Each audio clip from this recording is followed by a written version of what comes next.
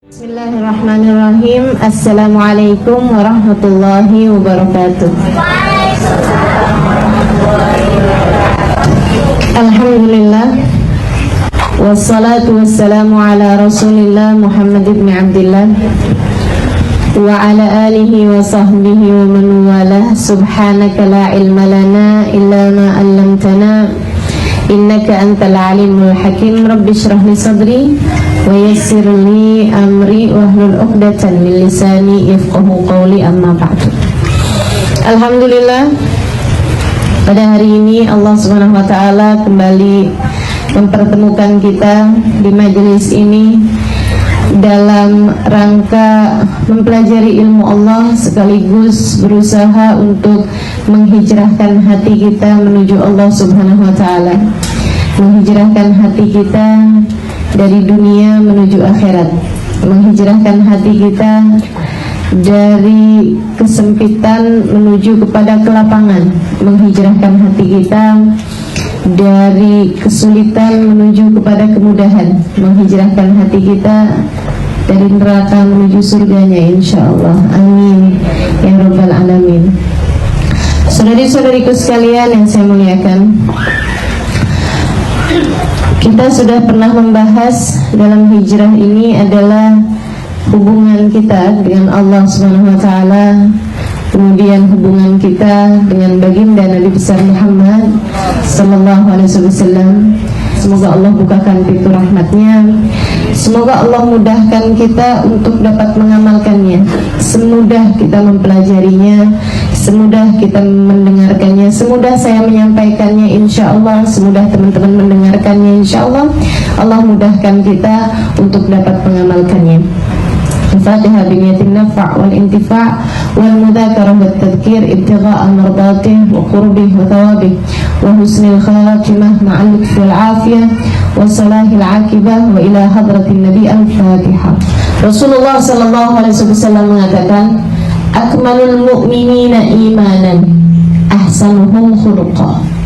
Orang yang paling sempurna keimanannya adalah orang yang paling baik akhlaknya. Dalam hadis yang lain Nabi Muhammad mengatakan, la yu'minu ahadukum hatta yuhibba li akhihi ma yuhibbu li nafsihi minal khair. Tidaklah sempurna iman seseorang, tidak beriman seseorang sampai ia dapat mencintai orang lain seperti mana sesuatu yang ia cintai untuk dirinya sendiri. Suka terhadap orang lain sesuatu yang dia suka untuk dirinya sendiri. Minal khair, dari kebaikan. Saudara sekalian yang saya muliakan, ada banyak sekali hadis-hadis yang menggabungkan antara akhlak yang solehah dengan iman. Banyak sekali. Man kana yu'minu billahi wal yawmil akhir falyukrim jarah. Man kana yu'minu billahi wal yawmil akhir falyaqul khairan aw liyasmut. Siapa yang beriman kepada Allah dan hari akhir, hendaklah dia memuliakan tetangganya. Memuliakan tetangga kan bagian dari akhlak. Man kana yu'minu billahi wal yawmil akhir falyukrim dhaifah. Siapa yang beriman kepada Allah dan hari akhir, hendaklah ia menghormati tamunya.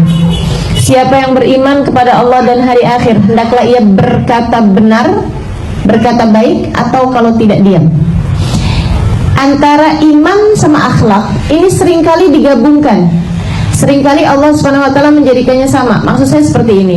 Allah tidak berkata siapa yang beriman kepada Allah dan hari akhir, hendaklah ia banyak membaca Al-Qur'an. Itu kan sesuatu yang jelas. Baca Al-Qur'an hubungan langsung antara kita dengan Allah, hubungan langsung antara kita dengan hari akhir. Al-Quran akan menjadi pemberi syafaat bagi kita di hari akhirat. Itu semua kita sudah memahaminya. Siapa yang beriman kepada Allah dan hari akhir, hendaklah dia tidak meninggalkan sholat misalnya. Itu sesuatu yang kita dapat mudah memahaminya. Tapi ini Nabi Muhammad mengatakan siapa yang beriman kepada Allah dan hari akhir, hendaklah ia memuliakan tetangganya. Ini kan antara iman dengan akhlak, begitu ya. Kenapa seringkali digabungkan? Karena ternyata orang yang paling mulia akhlaknya adalah orang yang paling sempurna keimanannya. Orang yang sempurna keimanannya di sini maksud saya adalah orang yang tidak lagi melihat si fulan sebagai si fulan, tapi melihat si fulan sebagai hambanya Allah. Saudaraku sekalian yang saya muliakan, ketika kita punya bos, kita punya atasan, kita misalnya bekerja di sebuah perusahaan, kita punya atasan yang sangat kita muliakan, sangat kita hormati, sangat kita harapkan dia nggak memecat kita, nggak mem-PHK kita. Orang yang begitu baiknya luar biasa, sering kasih kita bonus, sering kasih kita hadiah dan lain-lain sebagainya. Satu hari misalnya, dia kemudian bilang sama kita, saya akan kirimkan sama kamu utusan saya, atau anak saya atau siapapun, untuk untuk kamu beri dia sesuatu, misalnya gitu ya, untuk ngobrolin masalah apa misalnya, atau apapun. Ketika dia datang, kita tidak melihat dia sebagai si fulan itu, mau anaknya kecil kek, ternyata yang dikirim adalah orang anak kecil misalnya gitu ya, atau misalnya orang yang dikirim itu orang yang cacat misalnya, atau yang dikirim itu orang yang seperti apapun, kita ngadepin dia nggak sama dengan ketika kita ngadepin, mohon maaf nih ceritanya, yang dikirimin rada-rada budak misalnya kita kalau ngadepin orang budak kan suka rada naik darah kan gitu ya, kita ngomong gini, apa maksud saya begini loh, apa misalnya gitu kan naik darah tuh. Tapi ketika kita ingat bahwa ini adalah utusan dari bos saya, ini adalah orang yang nanti akan menyampaikan kepada bos kita apa yang kita sampaikan, bagaimana perlakuan kita kepadanya, sehingga nanti akan bermasalah bukan sama dianya, tapi masalah sama bosnya. Kita akan lebih berakhlak kepada dia, bukan begitu? Kita akan muliakan dia, budak-budak, tapi kita bilang, maksud saya seperti ini, gimana kalau saya tulis aja misalnya. Atau ada cara-cara yang manis kita akan perbuat kepada orang tersebut, bukan karena kita lihat dianya, tapi karena kita lihat yang mengutusnya. Saudariku sekalian yang saya muliakan, ada banyak hamba-hamba Allah SWT berakhlak begitu mulianya, karena mereka tidak melihat kepada orang yang dia berakhlak dengannya, akan tetapi dia melihat kepada siapakah Tuhan mereka semuanya. Kita berbuat sama mereka sebagai pergaulan kita kepada Allah SWT. Kita berhubungan dengan mereka sebagai hubungan kita dengan Allah SWT, karena mereka adalah hamba-hambanya Allah. Saudaraku sekalian, mereka adalah orang-orang dengan akhlak-akhlak yang luar biasa. Mari kita contoh. Baginda kita Nabi besar Muhammad SAW, manusia yang paling mengajarkan kepada kita akhlakul karimah, manusia yang paling mengajarkan kita budi pekerti paling luhur, maha luhur, paling indah, luar biasa. Sampai Allah berkata tentangnya, wa innaka la'ala khuluqin adzim. Akhlaknya kepada manusia begitu indah karena beliau melihat manusia sebagai hamba-hambanya Allah. Dan beliau adalah seorang yang diutus Allah SWT untuk menyampaikan agama. Beliaunya merupakan perwakilan Allah, dan beliau melihat hamba-hambanya ini sebagai hamba-hambanya Allah SWT. Beliau lihat manusia yang ada di sekelilingnya hamba-hambanya Allah. Sampai-sampai Nabi Muhammad SAW tidak pernah terdengar memaki orang, tidak pernah terdengar seumur hidupnya mencaci orang, tidak pernah terdengar seumur hidupnya berkata kasar tentang orang lain. Bukan hanya kepada orang, bukan hanya kepada orang, bahkan ma'aban Nabi ta'aman qat, Nabi tidak pernah mencela bahkan makanan sekalipun. Ini sytahu akalah wa in karihahu tarkah. Bayangkan ini, bayangkan seseorang yang sepanjang hidupnya tidak mengerti cara mencaci, sepanjang hidupnya dia tidak pernah memaki, sepanjang hidupnya dia tidak pernah berkata kasar kepada orang lain, memarahi orang lain, nggak pernah sama sekali alaihi salatu wassalam. Bahkan beliau tidak pernah mencaci makanan. Kalau beliau suka beliau akan makan, kalau beliau tidak suka beliau hanya tidak makan, begitu aja. Tidak terlihat bahkan dari raut wajahnya seperti beliau tidak suka gitu, nggak ada ceritanya. Nabi disuguhkan yang ada bawang-bawang mentahnya, Nabi nggak makan, gitu aja. Nggak dicaci maki habis-habisan, ini makanan bikin mulut bau nih, kenapa disuguhin sama saya gini segala macam, nggak ada. Tidak akan pernah terdengar yang seperti itu. Alaihi salatu wassalam. Indah luar biasa. Indah luar biasa. Karena beliau sangat merasakan bahwasanya perlakuannya kepada setiap orang adalah perlakuannya kepada Allah. Adalah perlakuannya kepada Allah. Berhenti di sebuah pohon, di dekat sebuah pohon beliau beristirahat tidur. Di situ sahabatnya melihat Nabi Muhammad tidur telah di bawah pohon. Mereka semua kemudian menjauh karena khawatir mengganggu tidur Nabi Muhammad SAW. Datang musuh Allah yang namanya Da'tur. Dia ambil pedangnya Nabi yang memang tergeletak di situ. Dia buka pedang Nabi itu, dihadapkan kepada Nabi Muhammad SAW. Yahudi penuh kebencian kepada Nabi. Pas di leher Nabi Muhammad SAW. Ya Muhammad. Nabi buka mata, pedang pas di lehernya. Manil ladzi yansuruk in qataltuka fi hadzal makan. Siapa yang bisa tolong kamu kalau kamu aku bunuh di tempat ini? Subhanallah, Nabi melihat pedang di situ, Nabi melihat Da'tur di situ, faham urusan bahwa ini adalah drama dengan sebuah skenario yang sutradaranya adalah Allah yang telah mengutusnya. Kan begitu.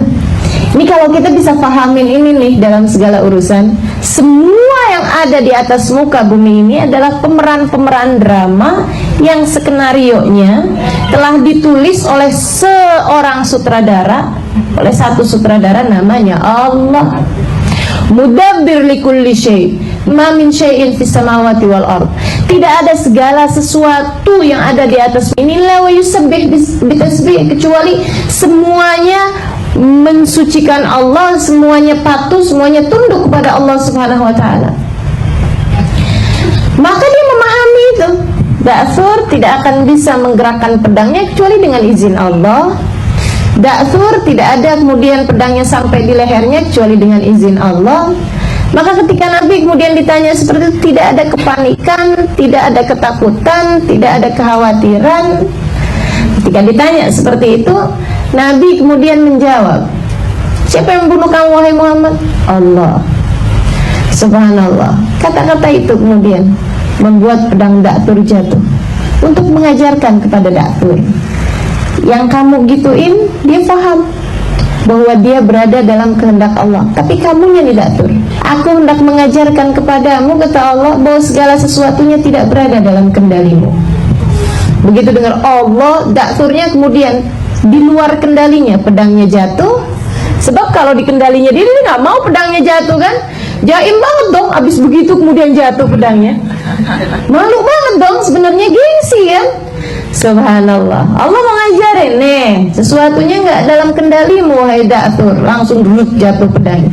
Diambil balik sama Nabi Muhammad alaihissalam sebagai menjalankan perannya, menjalankan skenarionya, dihadapkan balik kepada Da'tur. Dan kamu Da'tur, siapa yang bisa tolong kamu kalau kamu aku bunuh di tempat ini? Gak ada Muhammad, kecuali jika kamu mau memaafkanku. Da'tur melihat Nabi Muhammad sebagai seseorang bernama Muhammad. Dia tidak melihat Nabi Muhammad sebagai seorang hambanya Allah Subhanahu wa ta'ala yang menjalankan peran. Makanya Da'tur ketika ditanya siapa yang bisa tolong kamu, dia nggak jawab Allah Muhammad, kan nggak gitu, karena dia nggak ada Allah dalam hatinya. Teman-teman saudaraku sekalian, Nabi kemudian menyarungkan kembali pedang tersebut ke tempatnya, ke sarungnya, kemudian berkata, pergilah, aku sudah memaafkanmu. Orang-orang yang menjadi begitu pemaaf, begitu mudah memaafkan kesalahan orang, tidak sibuk melihat si fulan sebagai si fulan, si faltan sebagai si faltan, bu ini, bu itu, bu ini, bu itu, mas ini, mas itu, abang ini, abang itu, uni ini, dia nggak lihat itu. Tapi ngelihatnya sebagai hamba-hambanya Allah Subhanahu wa ta'ala. Mereka adalah pemilik akhlak-akhlak paling terpuji di atas muka bumi ini. Mereka adalah hamba-hamba paling tercintanya Allah Subhanahu wa ta'ala di atas muka bumi ini. Berhubungan dengan siapapun sebagai hubungannya dengan Allah Subhanahu wa ta'ala. Saudaraku sekalian yang saya muliakan, ketika engkau menghijrahkan hatimu kepada Allah, mulailah belajar ini. Mulailah belajar bahwa setiap manusia yang ada di atas muka bumi ini adalah hamba-hambanya Allah. Tidak akan ada yang bisa memberikan bahaya kepadamu kecuali dengan izin Allah. Tidak ada yang bisa memberikan kemanfaatan kepadamu kecuali dengan izin Allah. Sehingga tidak ada kemudian kita menjadi begitu tawadhu kepada orang kaya karena kekayaannya. Kita tidak akan kemudian menghina orang miskin karena kemiskinannya, karena kita paham kaya miskin pengaturnya satu, hina mulia pengaturnya satu. Kita bahkan tidak kemudian menjadi sangat berlebih-lebihan kepada ahli taat kepada Allah Subhanahu wa ta'ala, dan kita kemudian tidak menghinakan ahli maksiat pada Allah Subhanahu wa ta'ala, karena kita paham segala sesuatunya adalah milik Allah. Kita tidak akan kemudian melihat orang ahli maksiat ini, na'udzubillah min dzalik, ini neraka kangennya sama dia nih. Enggak begitu kemudiannya, karena paham sekarang dia kerjain maksiat, akan begitu mudah bagi Allah untuk memberikan jalan taat jika Allah menghendakinya. Jika Allah menghendakinya. Dan ketika saya sekarang dimudahkan untuk mengerjakan taat pun begitu mudah bagi Allah jika hendak mencabut hidayah itu kembali, sehingga kemudian menjadikan kita sebagai ahli maksiat seperti dia itu. Maka bagaimana mungkin saya mencaci sesuatu yang mungkin untuk menjadi saya di kala yang lain. Maka ketika kemudian melihat maksiatan, melihat orang berbuat maksiat, dia hanya akan berdoa, ya Allah, berikanlah hidayahmu kepadaku dan kepadanya. Ya Allah, jangan pernah cabut hidayah yang kau telah anugerahkan kepadaku, dan karuniakanlah hidayah tersebut kepadanya, ya Allah. Hamba-hamba yang berhubungan dengan Allah Subhanahu wa ta'ala ketika ia berhubungan dengan sesama manusia, maka kemudian muamalahnya kepada Allah, muamalahnya kepada Allah menjadikan dia bermuamalah yang baik kepada orang-orang yang Allah perintahkan dia untuk berbuat baik kepada orang tersebut. Misalnya Allah secara khusus memerintahkan kepada kita untuk berbuat baik kepada semuanya, tapi Allah bilang, anishkurli wali walidayk, terima kasihlah kepadaku. Oh pasti ya Allah, bukankah segala sesuatunya engkau yang memberikan? Tapi kata Allah, wali walidayk, terima kasih pula lah kepada orang tuamu. Dia kemudian orang-orang yang akhlaknya terpuji, yang muamalahnya kepada setiap manusia adalah muamalahnya kepada Allah, dia akan berterima kasih kepada orang tuanya, bukan atas apa yang dilakukan orang tuanya, tapi karena Allah memerintahkannya untuk berterima kasih kepada orang tuanya.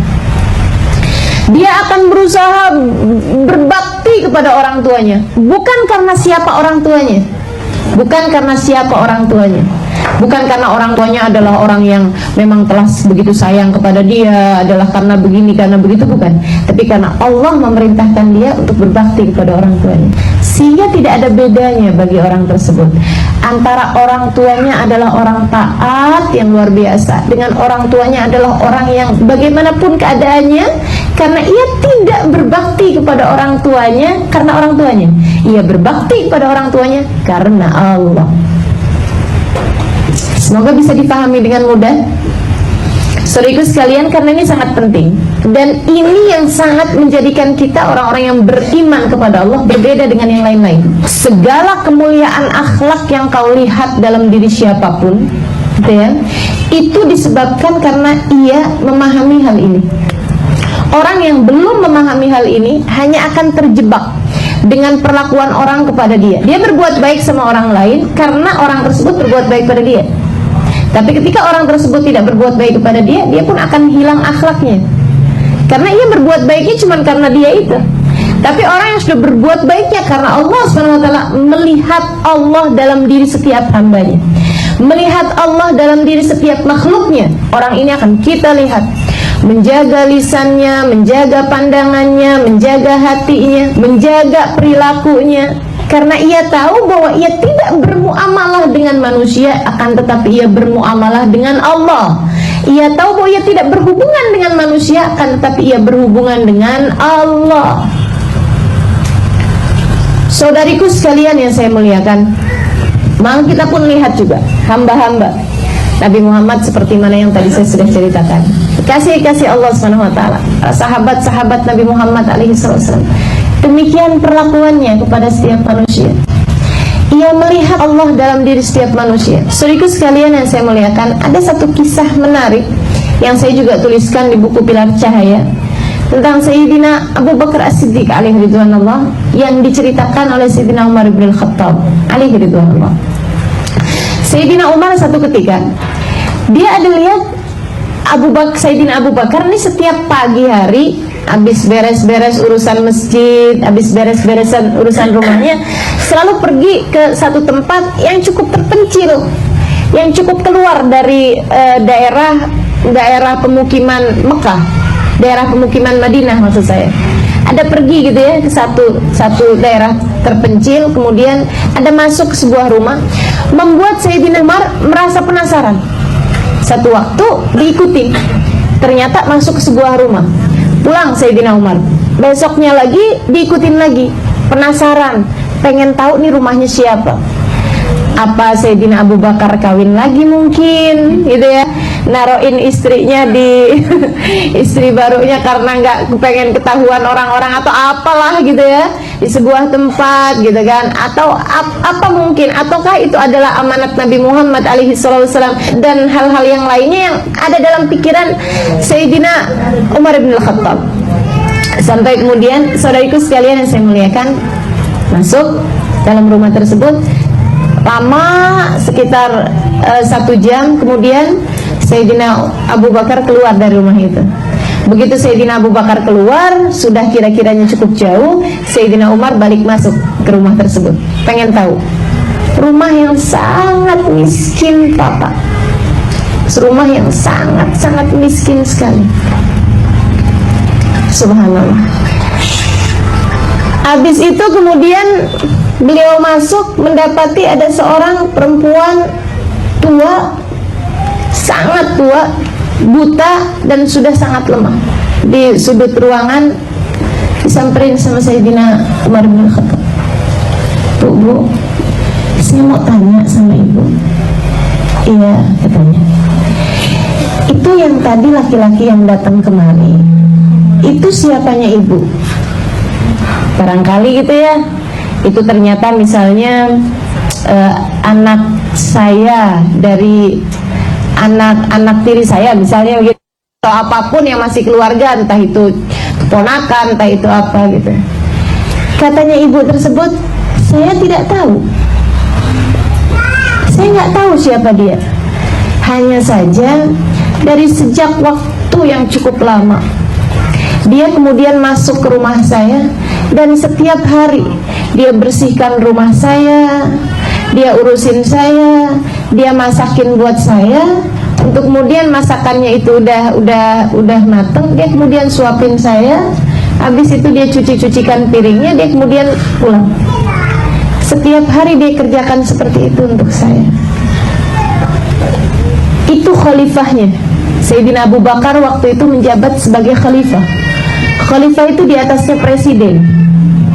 Kebayang, bisa begitu mulia akhlaknya, karena dia tidak memperlakukan perempuan tersebut sebagai salah satu rakyatnya.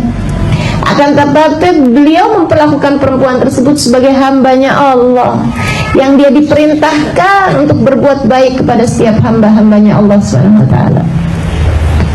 Luar biasa benar.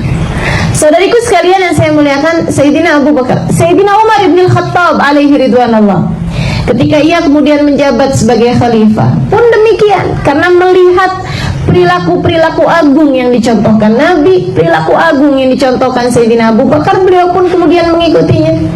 Sayyidina Umar bin Khattab alaihi ridwanullah, saudariku sekalian yang saya muliakan, satu hari beliau tengah berjalan-jalan, lagi jalan-jalan, tahu-tahu di sebuah perkampungan yang cukup jauh dari perkotaan Madinah, ada laki-laki teriak-teriak.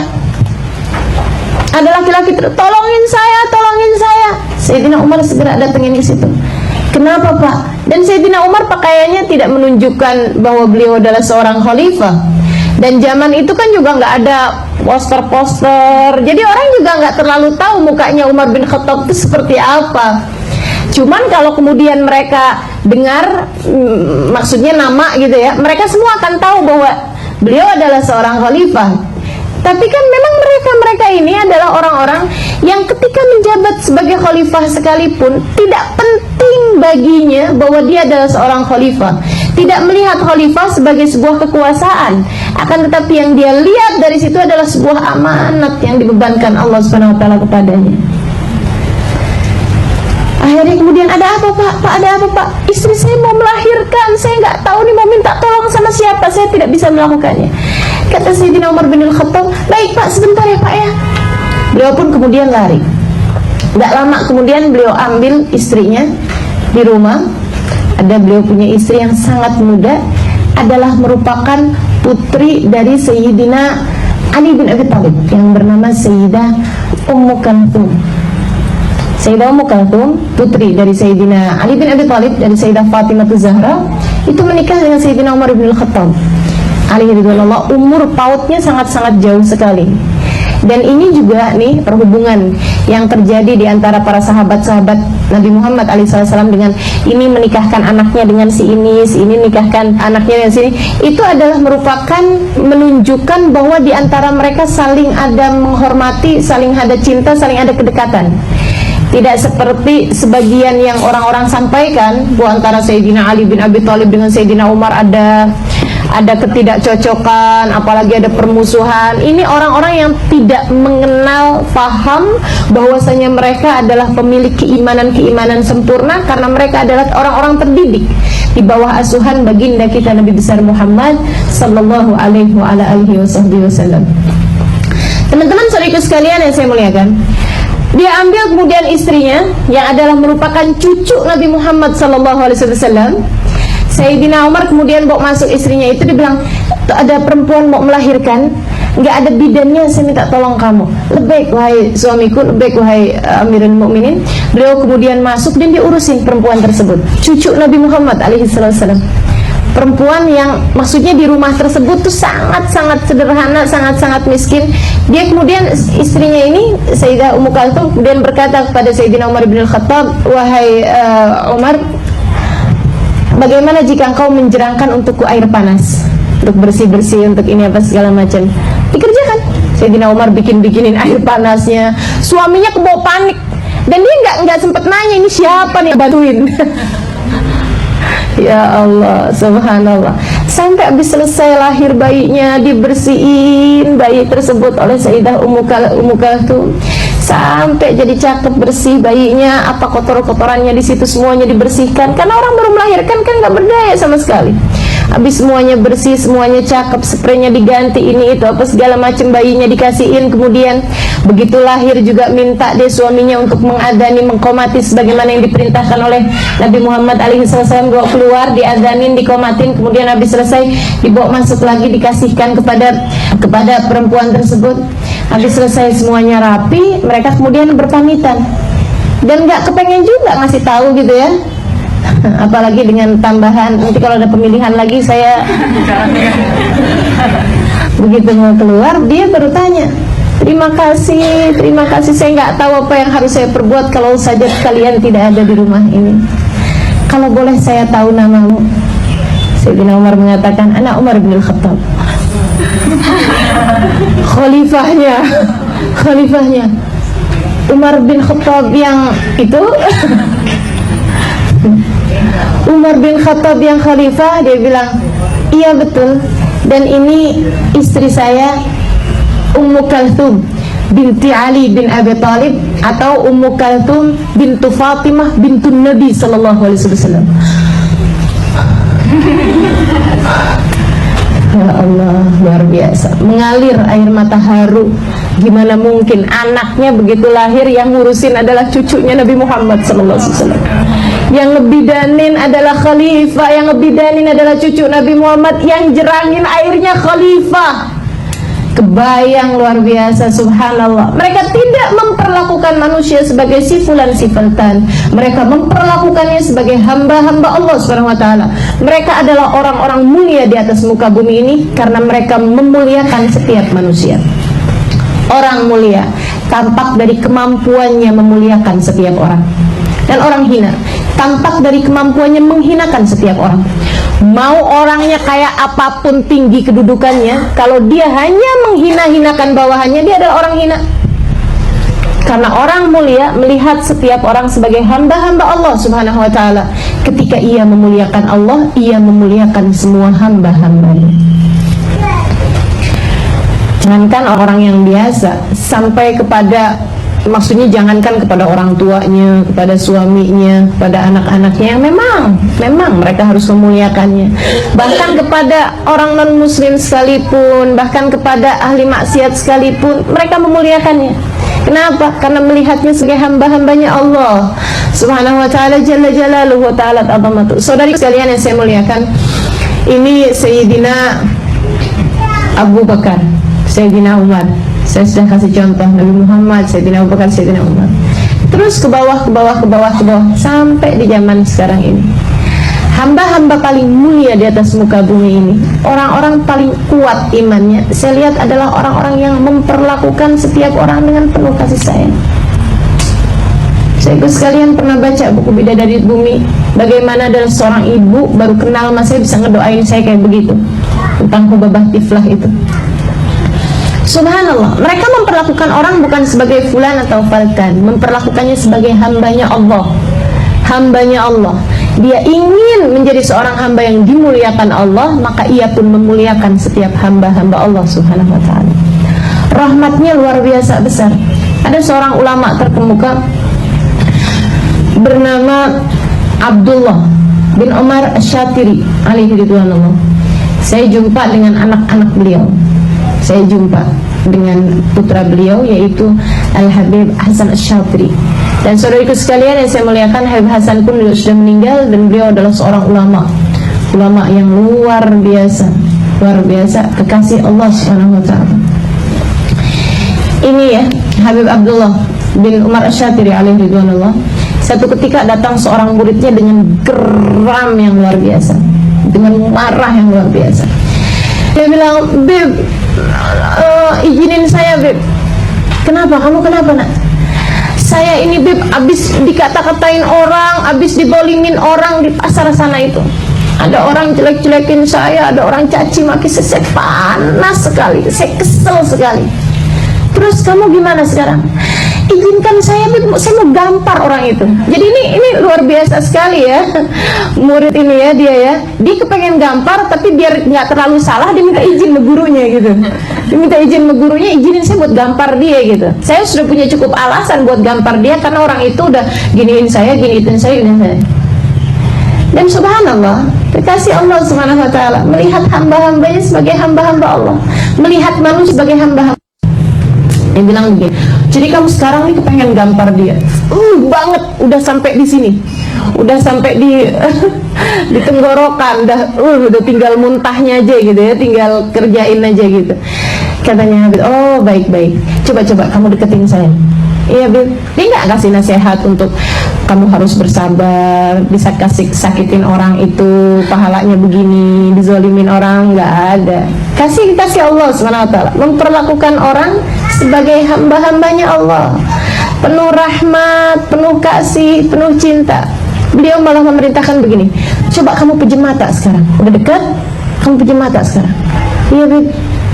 Bukan juga disuruh Allah, ingat Allah, nggak gitu juga gitu ya. Kamu pejam mata, udah begitu dilihatnya pejam mata. "Sekarang kamu bayangkan saya adalah orang yang kamu keselin tuh.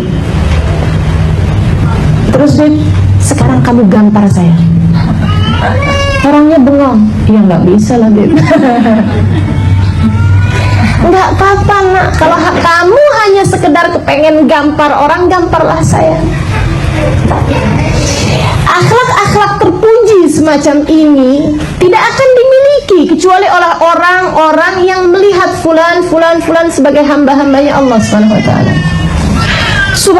Subhanallah, saya melihat mereka nih, para kekasih-kekasih Allah, dimulai dari baginda kita Nabi Muhammad, terusnya sampai zaman sekarang ini.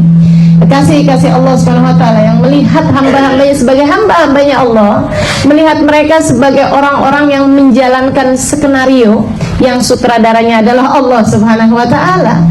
Mereka itu sampai kemudian tahu persis apa yang Allah inginkan untuk mereka lakukan pada setiap orang. pada setiap orang. Alimah, kamu keluar rumah, di sana ada orang yang sedang sangat lapar, beri makan nak. Guru saya, Babah Maryam, bagaimana dia bisa tahu ada orang di luar rumahnya sana yang sedang lapar? Kalau tidak karena mereka melihat setiap manusia sebagai hamba-hambanya Allah, sehingga mereka menjadi perantara rahmatnya Allah SWT di atas muka bumi ini. Subhanallah, subhanallah. Dan itu nggak cuman orang di luaran sana, di Indonesia. Saya punya guru di Jawa Tengah sana, di Tegal. Satu hari saya sedang bincang-bincang sama beliau, tiba-tiba aja beliau panggil istrinya. Dia panggil istrinya, kemudian istrinya datang, dia bilang apa? Di luar sana, rumahnya besar, sangat besar sekali. Di luar sana ada orang lagi jalan menuju rumah kita, dia sangat lapar, beri dia makan. Saya sampai oke, ini hamba-hamba tercinta Allah Subhanahu wa ta'ala melihat manusia sebagai hambanya Allah. Allah pun bagi tahu kepada mereka kasih sayang, rahmat yang luar biasa. Mereka menjadi penebar-penebar rahmat di atas muka bumi ini, memaknai makna, melanjutkan apa yang dilakukan oleh nabinya, wa ma arsalnaka illa rahmatan lil alamin. Tidaklah kami utus engkau wahai Nabi Muhammad kecuali sebagai penebar rahmat buat alam semesta. Mereka pun menjadi yang seperti itu. Izinkan saya bercerita. Seorang kekasih Allah Subhanahu wa ta'ala bernama Sayyidina Syekh Abu Bakar bin Salim alaihi ridwanullah. Ini kekasih Allah yang luar biasa. Saya tidak jumpa dengan beliau. Beliau wafat sekitar 400-an tahun yang silam. Jadi saya nggak jumpa karena saya belum hidup zaman itu. Iya, tapi kisah-kisah tentang beliau dan karangan-karangan, kitab-kitab karangan beliau saya baca. Kisah-kisahnya seringkali saya dengar. Dan saya pernah sampai di rumah tempat beliau dulu tinggal. Saya pernah sampai di ma'bad tempat beliau dulu beribadah. Saya pernah sampai di makam beliau. Saya pernah sampai kepada cucu-cucu beliau. Dan yang saya ceritakan di buku Bidadari Bumi tentang Hubabah Khadijah. Hubabah Khadijah binti Syekh Bakar bin Salim. Babah Khadijah di Pesta Agung. Itu adalah salah satu dari keturunan beliau, cucu-cucu beliau dari Sayyidina Syekh Abu Bakar bin Salim ini. So itu sekalian yang saya muliakan, ada kisah yang sangat indah sekali diceritakan tentang Sayyidina Syekh Abu Bakar bin Salim. Begini nih ceritanya. Ada seorang laki-laki yang menjadi ulama di Mekah. Ulama besar dia di Mekah, punya banyak murid, punya ini apa segala macam. Dan beliau itu juga berguru pada Sayyidina Syekh Abu Bakar bin Salim. Begitu ya, di masa mudanya. Dan juga sampai sekarang pun ada banyak, maksudnya kalau ada pertanyaan-pertanyaan apa, beliau suka tulis-tulisin untuk nanti ditanyakan. Kalau beliau tidak tahu jawabannya, dia akan tanyakan kepada gurunya itu. Satu hari beliau ini ada permasalahan pelik dengan istrinya, sampai mereka hampir pisah sama istrinya. Dia ini, si ulama ini ya, seorang ulama di Mekah ini, lagi ada masalah sama istrinya. Kemudian istrinya juga sampai dengan pokoknya udah kayak nggak ketemu deh, titik temunya tuh nggak ada, sampai mereka mau berpisah. Dalam keadaan galau, dalam keadaan gelisah, beliau kemudian datang ke rumahnya Sayyidina Syekh Abu Bakar bin Salim di Inat, melakukan perjalanan panjang dari Mekah sampai dengan ke Yaman, dari Yaman kemudian pergi pula ke Inat namanya ya, tempatnya, nama kampungnya itu. Sampailah kemudian di Hadramaut, di kota Inat itu, di rumahnya Sayyidina Syekh Abu Bakar bin Salim. Begitu nyampe, ahlan wa sahlan, duduk sama gurunya. Kemudian gurunya bilang gini, kamu ada pertanyaan-pertanyaan ya yang kamu mau tanyakan kepada saya. Pertanyaan pertama yang mengenai masalah itu jawabannya seperti ini, ada pendapatnya. Jadi muridnya ini cuma diem aja. Pertanyaan kedua yang mengenai ini, jawabannya seperti ini, ada pendapatnya Imam Syafi'i, ada pendapatnya Imam Malik dalam masalah ini, begini-begini segala macam. Dan guru saya memilih pendapat yang begini, kamu ikut juga pendapat yang seperti itu. Adanya di kitab ini, kalau kamu mau tahu rujukannya, ada hadisnya dalam Sahih Bukhari halaman sekian di bab ini. Semuanya jawab pertanyaan-pertanyaannya. Subhanallah. Kemudian ada beliau dikasih sama pelayannya Sayyidina Syekh Abu Bakar bin Salim, dibawakan nampan gitu ya, yang berisi kopi. untuk beliau bagikan kepada tamunya tersebut. Dia tuangkan 3 gelas, padahal orangnya hanya ada 2, beliau sama tamunya tersebut. Beliau kemudian tuangkan 3 gelas kopi di tempat itu. Beliau ambil 1 di tempat beliau untuk beliau minum, beliau bagikan kepada tamunya itu. Kemudian beliau ambil yang 1 gelas lagi itu, jalan ke jendela. Jalan ke jendela. Di sana tuh kalau ruangannya atas ini ya, tingkat. Jadi beliau itu di atas, di ruangan atas, beliau pergi ke jendelanya. Ada tokoh, istilahnya orang Arab itu jendela yang kecil, suka buat ngeliatin. Kalau teman-teman pernah lihat rumah-rumah di Arab dulu, rumah di Arab dulu ya, suka ada jendela kecil di atas bangunan buat ngeliatin kalau ada tamu di luar, gitu. Kecil aja jendelanya. Itu beliau menuju ke situ, dia bawa nih sambil gelas ini, sambil berkata seperti ini. Amma mas'alatak ma'a zawjatak faqad aslahna.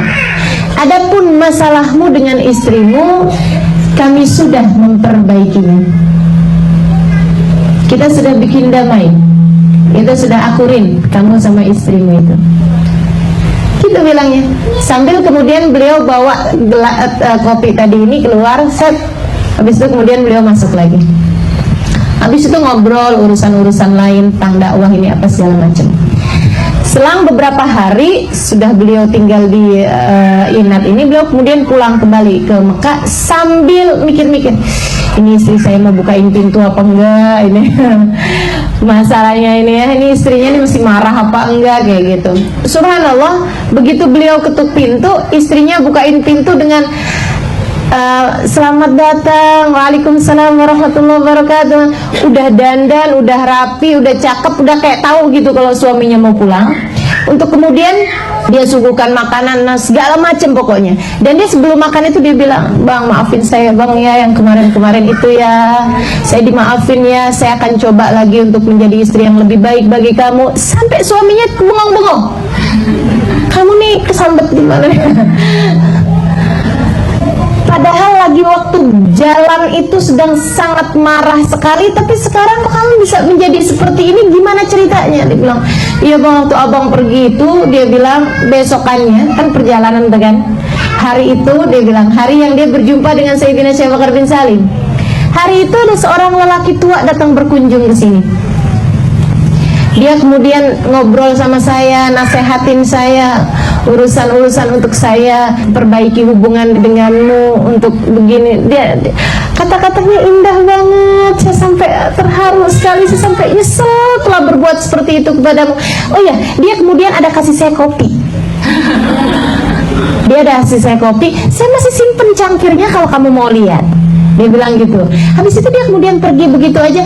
Habis itu saya jadi rindu terus kepadamu, saya jadi kangen terus. Saya sampai doain kamu setiap malam. Dan dia juga ada kasih tahu saya bahwa kamu akan datang hari ini. Kamu akan nyampe di rumah hari ini, jam ini. Jadi saya udah siap-siapin diri. Dia bilang gitu. Subhanallah. Saya kemudian pergi ke dapur untuk melihat gelas tersebut, dan sungguh demi Allah itu adalah gelas sama Sayyidina Syekh Bakar bin Salim ke jendela tersebut sambil mengatakan, adapun masalahmu dengan istrimu saya sudah memperbaikinya. Kekasih Allah subhanahu wa ta'ala. Kenapa bisa mereka berbuat seperti itu, menjadi kepanjangan tangan Allah subhanahu wa ta'ala dalam menebarkan rahmat? Karena mereka melihat manusia tidak sebagai manusia, tapi sebagai hamba-hamba Allah subhanahu wa ta'ala di atas muka bumi ini. Saudariku sekalian yang saya muliakan, ini mereka kasih Allah. Artinya bahwa saya bukan ingin mengambil kekeramatannya mereka untuk saya bahas di sini, akan tetapi yang saya ingin ambil adalah rahmat dan kasih sayang mereka terhadap setiap hamba-hambanya Allah. Jika mereka bisa mengasihi sampai kepada orang yang ya datang dari Mekah ke sini untuk urusan damai dengan istrinya apa segala macam, padahal bukan anaknya, bukan apa-apanya gitu ya, maka kita bagaimana setidaknya dengan orang-orang terdekat kita. Kita andai tidak bisa berbuat baik kepada setiap makhluknya Allah Subhanahu wa ta'ala di atas muka bumi ini, setidak-tidaknya bagaimana kabarmu dengan orang tuamu? Bagaimana kabarmu dengan suamimu? Bagaimana kabarmu dengan anak-anakmu? Bagaimana kabarmu dengan tetangga-tetanggamu? Bagaimana kabarmu dengan sahabat-sahabatmu? Adakah kau hanya akan berbuat baik kepada mereka yang telah berbuat baik kepadamu? Itu namanya bukan buat baik, itu namanya balas budi. Teman-teman saudariku sekalian yang saya muliakan, adakah engkau hanya akan memuji orang yang memang memujimu dan mencaci mereka-mereka yang kemudian berbuat jahat kepadamu? Itu namanya bukan memuji, tapi balas puji, balas budi aja. Teman-teman saudariku sekalian yang saya muliakan, yuk kita tebarkan rahmat. Ngelihat orang tua kita jangan sebagai ibu fulana bintu fulan, bapak fulan bin fulan, tapi melihatnya sebagai orang yang Allah Subhanahu wa taala telah menjadikan mereka sebagai orang tua saya. Yang Allah perintahkan kepada saya, anishkurli wali walidaik. Berterima kasihlah kepadaku dan berterima kasihlah kepada orang tuamu. Seseorang yang Allah Subhanahu wa taala telah memerintahkan kita untuk berbuat, wahfid lahuma janaha dzulli minar rahmah. Bentangkanlah kepada kedua orang tuamu sayap-sayap kerendahan hatimu. Wala taqul lahuma uffin. Jangan pernah berani berkata kepada orang tuamu kalimat uff, kalimat kalimat Kalau saja ada kalimat lebih pendek daripada itu, Allah pasti akan menyebutkannya. Kalimat penyangkalan yang lebih pendek daripada itu, Allah nggak bilang janganlah kalian berkata kepada orang tua kalian tidak, karena tidak masih lebih panjang daripada uff. Uff itu orang Arab yang gitu loh, yang kayaknya yang enggak deh gitu ya. Dikerjain juga, tapi ada kata-kata yang gitu, yang artinya bahwa kita keberatan, menyiratkan kita keberatan terhadap permintaan orang tua. Itu kata Allah, jangan kamu berkata yang seperti itu. Wa qul lahuma qaulan karima. Ucapkanlah kepada kedua orang tua kalian qaulan karima, ucapan-ucapan yang dermawan. Emang ada gitu ucapan yang dermawan? Ada, itu di atas ucapan baik. Allah itu kalau sampai membahasakan kariman, qaulan kariman, ucapan yang dermawan, itu di atasnya qaulan hasanan, atau di atas qaul sidq, berkata benar, berkata baik. Di atas itu qaul karim, itu ucapan yang dermawan, yang kita kalau dapat ucapan tersebut lebih kita sukai daripada kita dikasih sesuatu oleh orang itu. Misalnya saat suami kita berkata kepada kita, aduh saya tuh ya punya istri kamu tuh hadiah Allah paling indah dalam hidup saya. Mauan mana diomongin gitu ama dikasih uang 100.000? Coba saya tanya beneran ya. Oke, omongan itu sama 1 juta, naikkan dikit.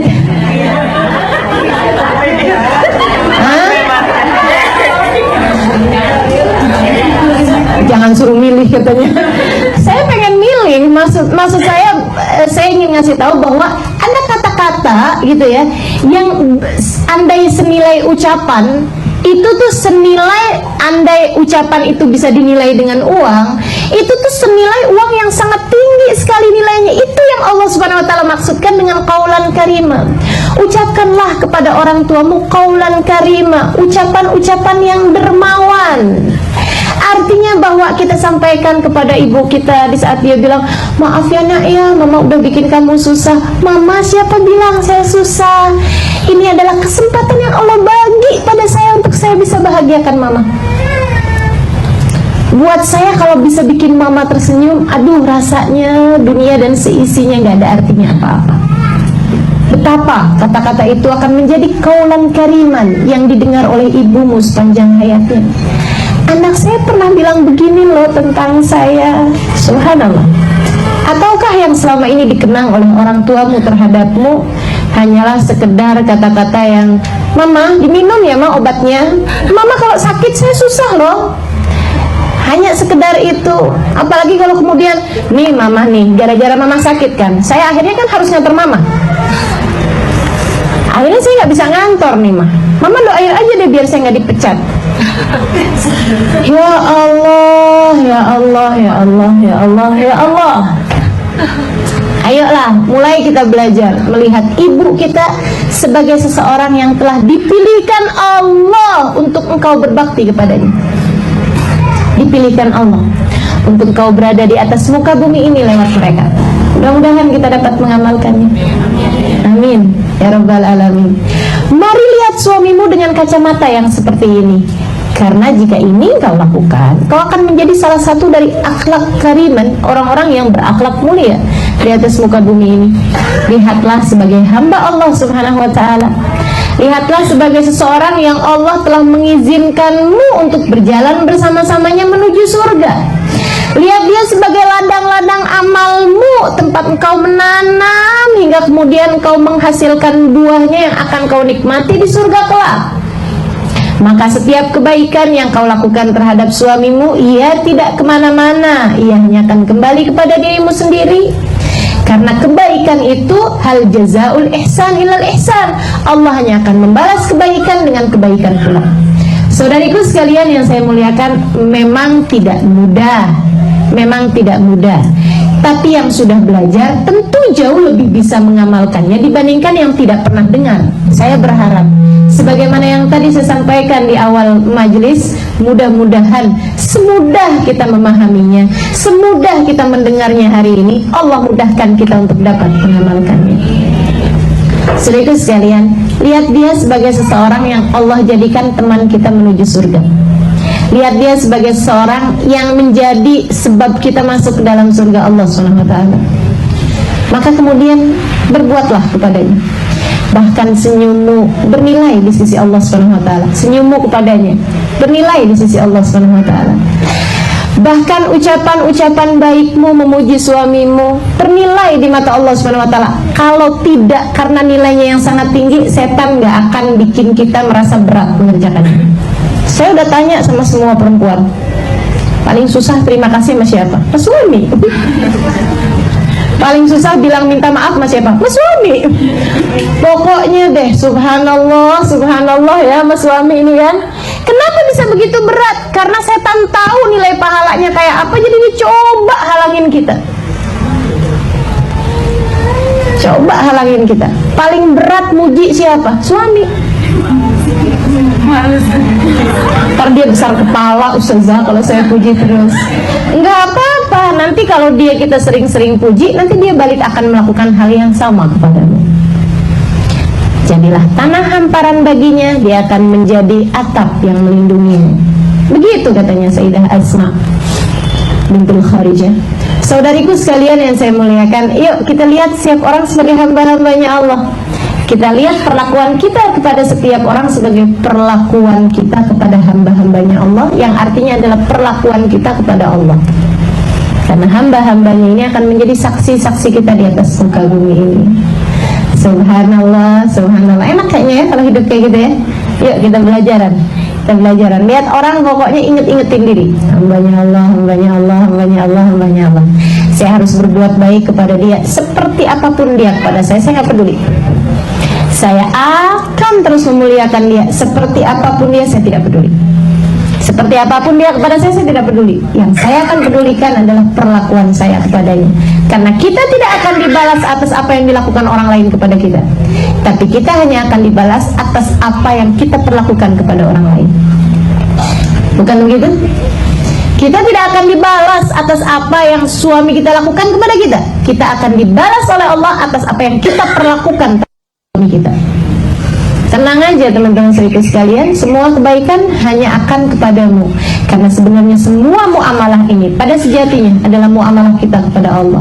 Pada sejatinya adalah muamalah kita dengan surga neraka kita sendiri. Pada dasarnya semua hubungan adalah hubungan kita antara dunia dengan akhirat kita sendiri. Insya Allah mudah-mudahan kita dapat mengamalkannya insya Allah. Amin ya rabbal alamin. Lihat anak juga kayak begitu. Kita nggak cuma ngelihat dia sebagai lo anak gue, tau nggak? Kamu lahir dari rahimku, kamu harus nurut sama aku. Kamu kalau nggak nurut sama saya, durhaka. Kalau durhaka kamu masuk neraka. Ya Allah, kesiannya jadi anaknya. Subhanallah. Tapi kalau melihatnya sebagai hamba-hambanya Allah Subhanahu wa taala, oh luar biasa sekali. Nah, kamu akan menjadi kelanjutan mama. Ketika mama meninggal dunia nanti, kamu akan menjadi kelanjutan mama. Subhanallah. Maka kita melihat diri kita dalam diri dia. Seperti apa yang kita inginkan dalam diri kita, kita inginkan dalam diri dia. Kita bayang-bayangin kalau saya, ibu saya berbuat begini seperti apa ya. Sehingga yang ada adalah rahmat, yang adalah kasih sayang terhadap anak-anak kita, yang adalah kebaikan-kebaikan yang kita tebarkan, yang ada adalah cinta kepada Allah Subhanahu wa taala dan sambilan. Anakku ya Allah, kau lahirkan dari rahimku, akan tetapi dia adalah hambamu ya Allah, yang kau inginkan aku untuk membawanya menuju surgamu. Aku akan membawanya bersama-sama denganku menuju surgamu. Subhanallah. Diajaknya bangun malam anaknya, indah banget. Teman-teman saudaraku sekalian, di Hadramaut tempat saya pernah tinggal 4,5 tahun, mempelajari ini semua, itu ya, yang katanya orang Tarim Syekh liman la syekholah. Kota Tarim itu dapat menjadi guru bagi orang yang nggak punya guru, karena saya bisa berguru pada setiap orang-orangnya.